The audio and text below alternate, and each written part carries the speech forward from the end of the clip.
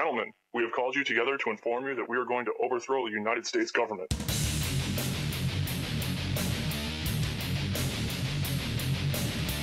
you still think that jet fuel brought down the World Trade Center? Does anybody else see a problem here? If the government has nothing to hide, why are they so afraid to answer a few... Renewed hostile actions against United States ships on the high seas and the Gulf of Tonkin have today required me to order the military forces of the United States to take action in reply. Dr. Martin Luther King, the apostle of nonviolence in the civil rights movement, has been shot to death in Memphis, Tennessee. Senator Kennedy has been shot. Is that possible? He still has the gun. The gun is pointed at me right at this moment. Take a hold of his thumb and break it if you have to. We were we had an explosion and we are defending and we agree.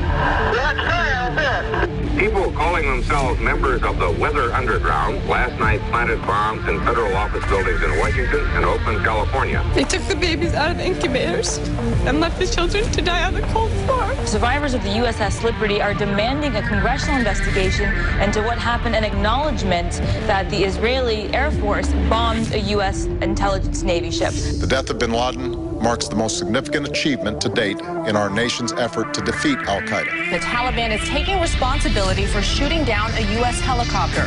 More than 30 people were killed, and there are reports this morning that most of them are U.S. Navy SEALs. There may be a false flag incident where some ship goes down and you be used for the excuse to accelerate the next war. And if there's one thing that has unified Democrats and Republicans and everybody in between, is that we all hated the bank bailout. The Department of Homeland Security is apparently on a huge ammo buying spree. It comes out to like 1.6 billion rounds of ammunition. Today, it is infinitely easier to kill 1 million people than to control 1 million people. They estimated that they would have to eliminate 25 million people in these re-education centers. And when I say eliminate, I mean kill. I'm here to warn people. You keep telling me to shut up. This isn't a game. From the front lines of the information war, it's Alex Jones. We're now well into the second hour. We aired the false flag intro there to point out that most wars or escalations of wars are launched by staged provocations by the Russians, the Nazis, the U.S. government. This is something done since the times of the Romans.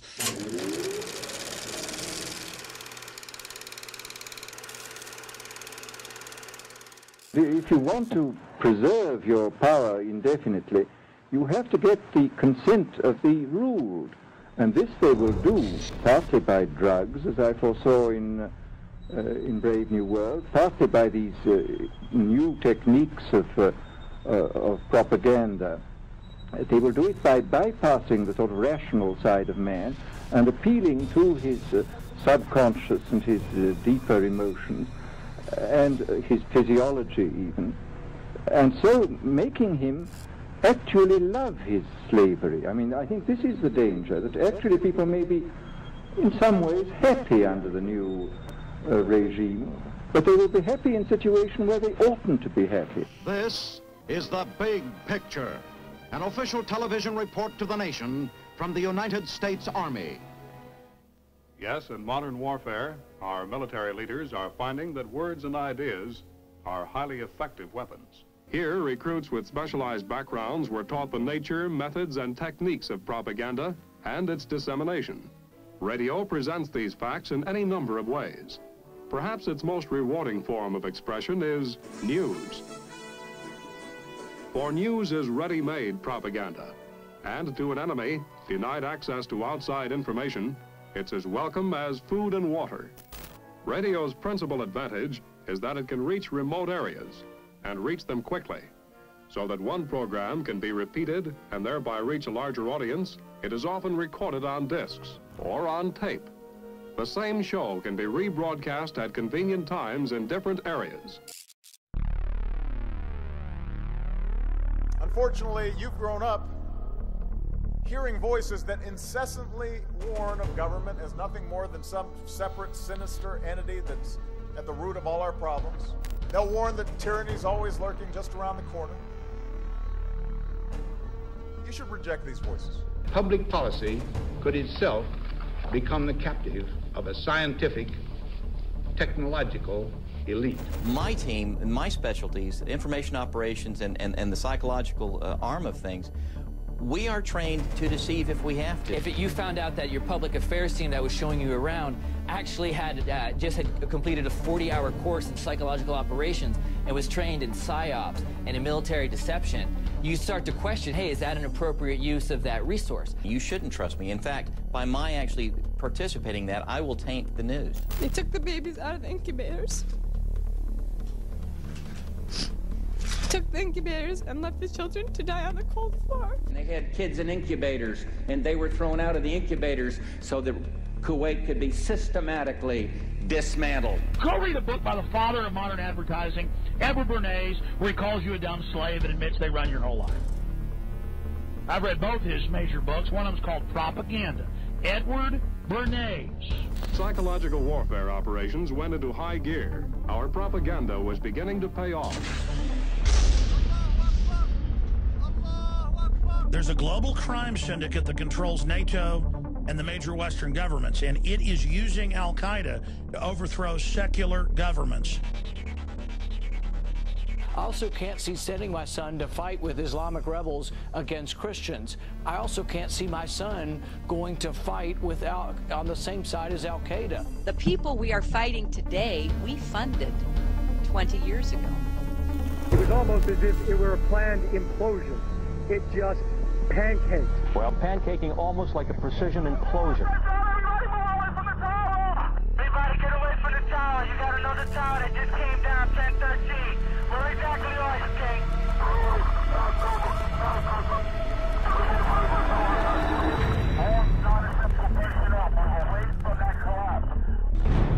Millions of people are sick and tired of the endless wars, the poverty that is coming, the attacks of our civil liberties.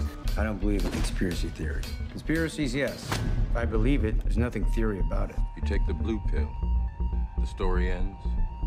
You wake up in your bed and believe whatever you want to believe. You take the red pill. You stay in Wonderland. And I show you how deep the rabbit hole goes. Meantime, there are questions multiplying today about the mysterious death of award-winning journalist Michael Hastings. We are also requesting that your team of advisors include a senior officer who is thoroughly experienced in psychological operations.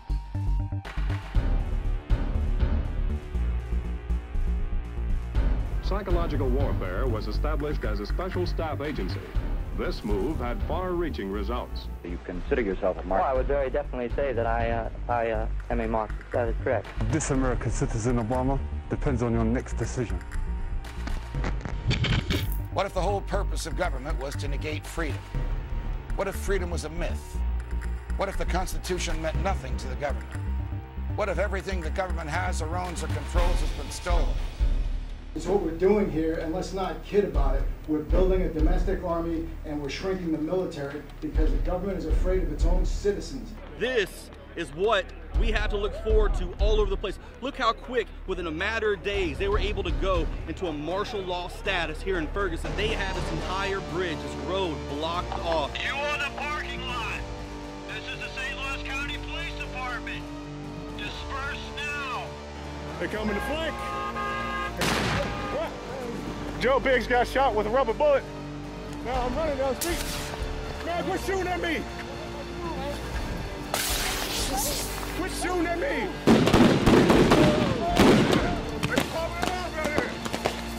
I'm here to warn people. You keep telling me to shut up. This isn't a game. The answer to 1984 is 1776.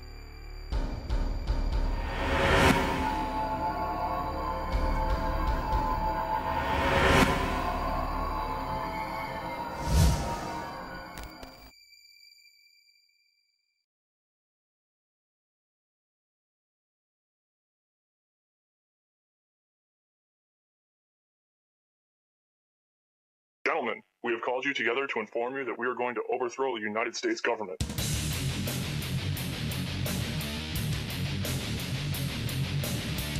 you still think that jet fuel brought down the World Trade Center? Does anybody else see a problem here? If the government has nothing to hide, why are they so afraid to answer a few questions? This story does not add up. Listen to me. Listen to your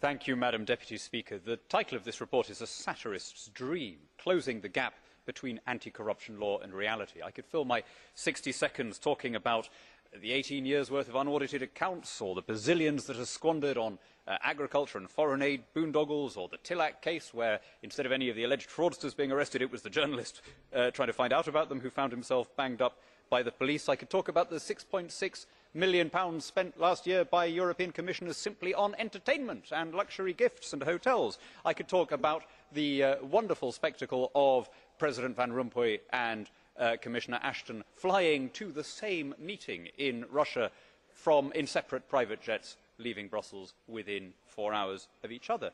Instead, I'll confine myself to saying this. These things happen not because the EU attracts particularly bad people. I mean, of course, it attracts some bad people. Man is fallen, and like all institutions, it contains those who give in to temptation. It happens rather because there is no link between taxation, representation and expenditure at Brussels level. It was Milton Friedman who said there's two kinds of money in the world. There's your money and there's my money. The trouble is that in the EU, it's all your money. Hence negligence, corruption, fraud, and what we see before us today.